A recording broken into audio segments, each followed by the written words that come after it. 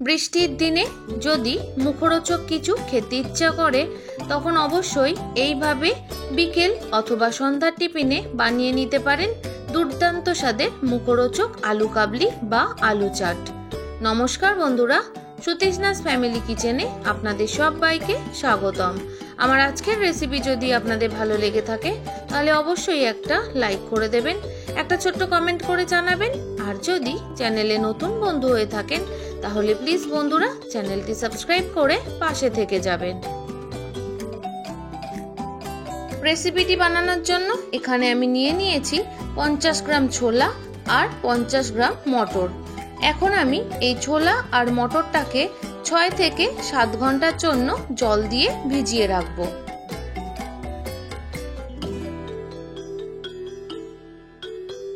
ছয় থেকে 7 ঘন্টা জল দিয়ে ভেজালেই কিন্তু সুন্দর মতো ভিজে যাবে। এগুলো ভিজতে থাকুক, এখানে আমি একটা ভাজা মশলা বানিয়ে নেব। তার জন্য দিয়ে দিলাম 1 চামচ গোটা জিরে, 1 চামচ গোটা ধনে আর 2টো শুকনো লঙ্কা। এখন আমি এটাকে খুব সুন্দর মতো করে ভেজে নেব।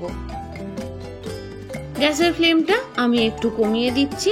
এবার মশলাটা সুন্দর মতো করে ভেজে নেব। মশলাটা যদি খুব বেশি পুড়ে যায় তাহলে কিন্তু ভালো লাগবে না। মশলাটাকে সুন্দর মতো করে ভেজে নিয়েছি, কালারটা একদম চেঞ্জ হয়ে গেছে। এখন আমি এটা নাবিয়ে ঠান্ডা করে গুঁড়ো করে নেব। এই একই প্যানের মধ্যে আমি কিছুটা চীনা বাদাম ভেজে নিচ্ছি। বাদামগুলোকেও শুকনো খোলায় আমি সুন্দর মতো করে ভেজে নেব। এইভাবে করে বারবার নাড়াচাড়া করে করে বাদামগুলো একদম মুচমুচে করে ভেজে নিতে হবে। বাদামগুলো ভাজা হয়ে গেছে। এখন বাদামগুলোকে নাবিয়ে সুন্দর মতো ঠান্ডা করে খোসা ছাড়িয়ে নেব। এদিকে আমি কিছুটা পরিমাণ পাকা তেঁতুল জল দিয়ে ভিজিয়ে রাখলাম। এই তেঁতুলটা সুন্দর মতো করে ভিজে যাওয়ার পর আমি এটার পাল্পটা বের করে নেব। এদিকে আমি গ্যাসের মধ্যে প্রেসার কুকার বসিয়ে দিয়েছি। 400 গ্রাম খোসা ছাড়ানো আলু আমি অর্ধেক করে দিয়ে দিলাম, সাথে দিয়ে দিলাম ভেজানো মটর। এখন পরিমাণ মতো জল দিয়ে আলু আর মটরটাকে সেদ্ধ করে নেব। আলু আর মটরটাকে এমনই সেদ্ধ করতে হবে যাতে আলু আর মটরটা সেদ্ধ হয়ে যায় অথচ গলে না যায়। আলু আর মটরটা সেদ্ধ হতে থাকুক, ততক্ষণে আমি কিছু জিনিস কেটে নেব। নিয়েছি একটা শসা, তবে একটা শসা গোটাটাই আমার লাগবে না। আমি এখানে অর্ধেকটা পরিমাণ শসা নিয়েছি। এই অর্ধেকটা পরিমাণ শসাতেই কিন্তু হয়ে যাবে। এখন শসাটাকে আমি সুন্দর মতো ঝিরিঝিরি করে কেটে নেব। বিকেলবেলা অথবা সন্ধ্যাবেলার টিফিনে আপনারা অবশ্যই কিন্তু এইভাবে মুখরোচক আলু কাবলি বা আলু চাট রেসিপিটি বানাতে পারেন। আশা করি আপনাদের ভীষণ ভালো লাগবে। আমি এখানে আলু চাট বা আলু কাবলি বানানোর জন্য 400 গ্রাম আলুর ব্যবহার করেছি। আপনারা চাইলে আলুর পরিমাণটা কম বেশি করে নিতে পারেন। এদিকে দেখুন শসাটা আমার কেটে নেওয়া হয়ে গেছে। এখন আমি এখানে কেটে নিচ্ছি একটা বড় সাইজের পেঁয়াজ, তবে পুরো পেঁয়াজটা আমার লাগবে না। আমি কতটা পরিমাণ পেঁয়াজ দিচ্ছি সেটা আপনারা দেখতে থাকুন। বন্ধুরা, এই আলু কাবলি বা আলু চাট ভীষণ লোভনীয় একটা রেসিপি। আমরা প্রায় সকলেই কিন্তু বিকেলের দিকে এই জিনিসটা খেতে ভীষণ পছন্দ করি। তাই আপনারা কারা কারা আমার মতো এইরকম আলু চাট বা আলু কাবলি খেতে ভীষণ পছন্দ করেন অবশ্যই কিন্তু কমেন্ট করে জানাবেন। আর যারা যারা পছন্দ করেন না তারাও একবার এইভাবে বানিয়ে দেখবেন। আশা করি আপনাদেরও ভীষণ পছন্দ হবে। এই যে দেখুন, আমি এখানে একটা পেঁয়াজের 3 ভাগ পেঁয়াজ ব্যবহার করেছি। এই যে অল্প একটু আমি আর নেব না, ওটা রেখে দিলাম। এখন আমি কেটে নিচ্ছি একটা ছোট সাইজের টমেটো। টমেটোটা আমি ভেতরের যে দানা বা বীজটা রয়েছে এটা আমি বাদ দিয়ে দেব, এটা আমি নেব না। তাই প্রথমেই দেখুন আমি কিভাবে বীজটা বের করে নিলাম ছুরির মাধ্যমে। আপনারা যদি ছুরিতে অসুবিধা হয় চামচের সাহায্যেও কিন্তু বের করে নিতে পারেন। এখন আমি টমেটোটাকে ছোট ছোট কুচি কুচি করে কেটে নিচ্ছি।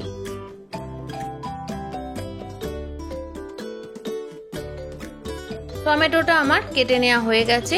এখন আমি কেটে নেব ধনেপাতা। এই আলু চাট বা আলু কাবলি বানাতে ধনেপাতাটা কিন্তু ভীষণভাবে দরকার। এই ধনেপাতা ছাড়া কোনোভাবেই আলু চাট বা আলু কাবলির গন্ধটা একদম দোকানের মতো আসবে না। দোকানের মতো বানাতে চাইলে অবশ্যই করে কিন্তু ধনেপাতাটা দিতেই হবে। ধনেপাতাটা কেটে নেওয়া হয়ে গেছে। ঝালের জন্য আমি এখানে 4টে কাঁচা পাকা লঙ্কা কেটে নিচ্ছি। বন্ধুরা, ঝালটা কিন্তু আপনারা পুরোপুরি আপনাদের স্বাদ অনুযায়ী দিয়ে নেবেন। সমস্ত কিছু কেটে নেওয়া হয়ে গেছে। এখন আমি আপনাদের দেখিয়ে দেব আলু আর মটরটা আমি ঠিক কি রকম সেদ্ধ করেছি। মাত্র 2টো সিটি দিয়ে আমি রেখে দিয়েছিলাম। তারপর পুরোপুরি ঠান্ডা হয়ে যাওয়ার পর এখন আমি আপনাদের দেখিয়ে দিচ্ছি। দেখুন বন্ধুরা, আলুটা সুন্দর মতো সেদ্ধ হয়ে গেছে।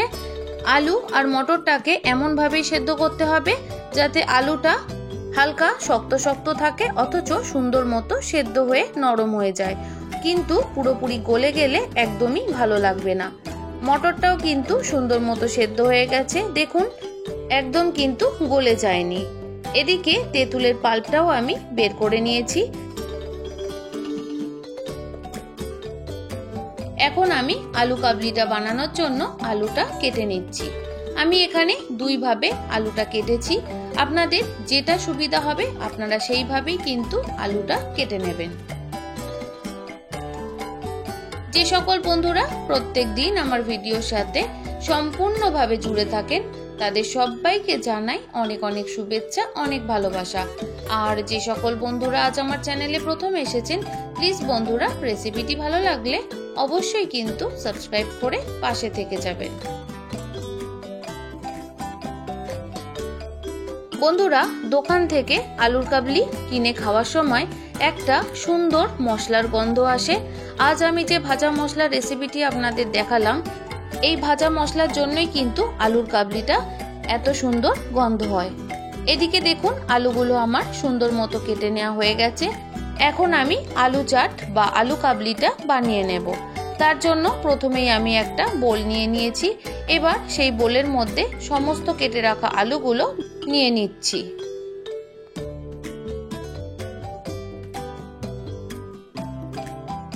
এখন আমি দিয়ে দেব ভিজিয়ে রাখা ছোলা। ছোলা থেকে আমি সুন্দর মতো জলটা ঝরিয়ে নিয়েছিলাম, তারপর ছোলাটা দিয়ে দিলাম। সাথে আমি সেদ্ধ করে জল ঝরিয়ে রাখা মটরটাও দিয়ে দিলাম। সাথে কেটে রাখা সমস্ত জিনিসগুলো আমি দিয়ে দিলাম। শসা, পেঁয়াজ, টমেটো, ধনেপাতা কুচি, কাঁচা লঙ্কা কুচি সমস্ত কিছুই আমি দিয়ে দিলাম। এখন আমি যে ভাজা মশলাটা বানিয়ে রেখেছিলাম সেখান থেকে 1.5 চামচের মতো দিয়ে দিলাম। যেহেতু আমি বড় চামচের ব্যবহার করেছি তাই 1.5 চামচ দিয়েছি। ছোট চামচ হলে আপনারা 2 চামচের মতো দিয়ে নেবেন। সাথে আমি দিয়ে দিলাম 1 চামচের মতো বিট লবণের গুঁড়ো। সাথে আমি দিয়ে দিলাম 1/2 চামচের মতো রোজকার খাওয়ার নুন। আর দিয়ে দিলাম কালারটা যাতে সুন্দর আসে তার জন্য কিছুটা পরিমাণ কাশ্মীরি লঙ্কার গুঁড়ো।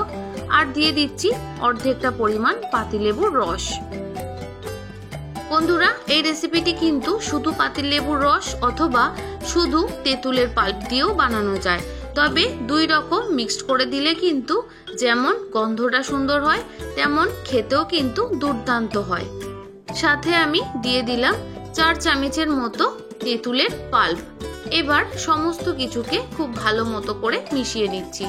বন্ধুরা, আপনারা যে যতটা পরিমাণ টক খেতে পছন্দ করবেন সেই অনুযায়ী লেবুর রস আর তেঁতুলের পাল্পটা দিয়ে নেবেন।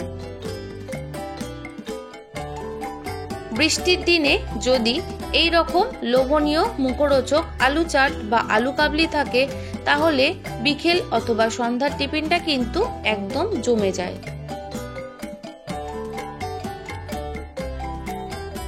সমস্ত কিছুকে খুব ভালো মতো করে মিশিয়ে নেওয়া হয়ে গেছে। এখন আমি দিয়ে দেব ভেজে রাখা চীনা বাদামগুলো।